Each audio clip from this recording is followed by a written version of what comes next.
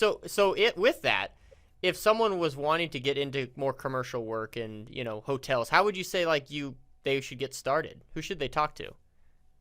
You need to go right in and talk to the actual owners. Okay. And here in our town, the Ambucks are really unique in that a lot of the business owners here are members of it. Hmm. So if you go to some of their meetings, whether you're a member or not, go in there and meet some people. It's really neat. And you can possibly even get on a list to speak and hand out your cards or whatever. It happens there quite a bit. I'm not a member here, so I'm not pushing that organization, but like every business owner here is a member from what I've seen. And if you're there, you get to just, have breakfast with them, whatever they're doing that day. And that was a really neat thing to me. Mm-hmm. But otherwise, just literally go into the front door and ask if you can meet with the owner sometime when he has some free time. Mm-hmm. And it'll probably surprise you how many of them, if they're not, a big chain where they have somebody that covers a whole bunch of stores or something, like a Dollar General or something, they usually have a crew guy that covers a whole district of stores.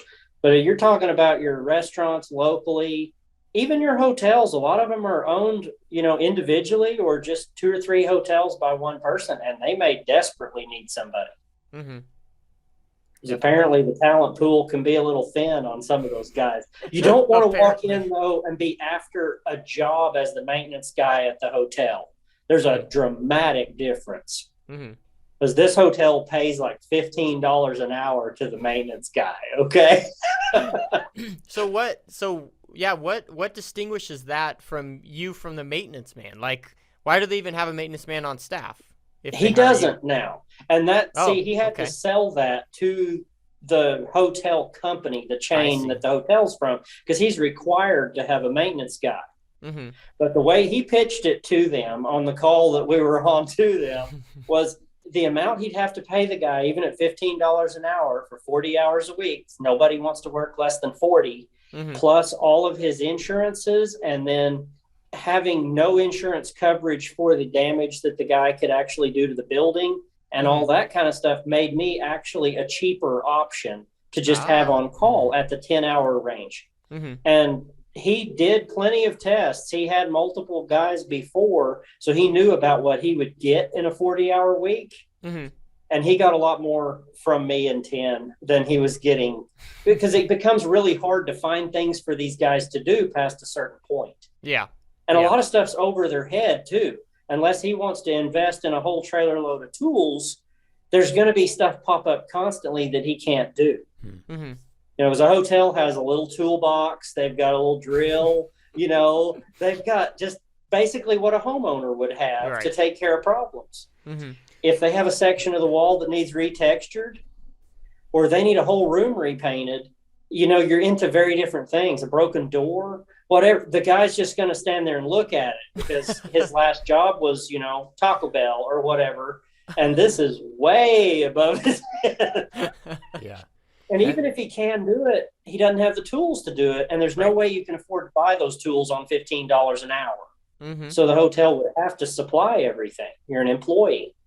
The real key there to take away is learning how to sell yourself, though. That's the whole secret to that getting commercial bit that you were talking about. Mm-hmm. It's the same with residential and everything. If you know how to sell yourself, you can convince them that you're worth hiring. Mm-hmm. For lots of reasons. It doesn't just have to be the money, Mm-hmm. You're running tools where you don't make a mess and, all kinds of things like that. Mm-hmm. So just know what you're bringing to the table that's better than what they're getting now before you go in. Mm-hmm. And you can get it. No problem. Yeah. There's a guy I work with, and he focuses on commercial, and one of the main points he says to make sure that people can see is, yes, we do net 30 and 45. Because, mm-hmm. Most these commercial, whoever's running it, usually it's a corporate office somewhere, and they'll call up, and, a regular handyman maintenance company, they're like, I'm not getting paid 30 days after I do the job. Okay. That. See, that is something people really need to know before they chase commercial. Yes. Right. You 100%. Need to have a war chest. Mm-hmm. If you can't survive 2 months without a check, it's probably not your thing. Mm-hmm. Yeah. Yeah. And you got to Those have checks your are awesome when they get here, but it's going to be a minute. So, There's certainly checkbox to have in place, like the being able to do that. I think most require, I think it's a D&B, like a Duns and Bradstreet kind of like number that basically it's a background check, kind of credit verification on the business. And there's some other kind of special insurance depending on your state and your locality. That bonding. Bonding some need to be here. bonded. Yeah, it really, I think for commercial, because a lot of these companies are out of state, but they've got a chain. Like you mentioned Dollar General.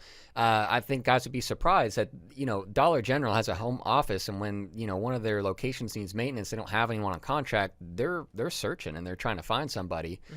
So ticking those boxes, though, for the commercial work, it's a different set of boxes to tick. But, that's a good point, though, Joseph. Like you having the war chest, and, you got to be okay with not getting paid for a month, 2 months. But when you can do that, when you sell yourself in the right way, I know a lot of people out there that really enjoy the commercial side. Mm-hmm. It's just so much more relaxing to me to not have, to talk to 5 different people in a week for the work you're doing. Yeah, and the wait manager on just signs the clipboard. checks. He came. Yep. I might That's have cool. to work this month, but I have one check coming to worry about, and that's it, from that deal. So Yep. That's I huge. love it.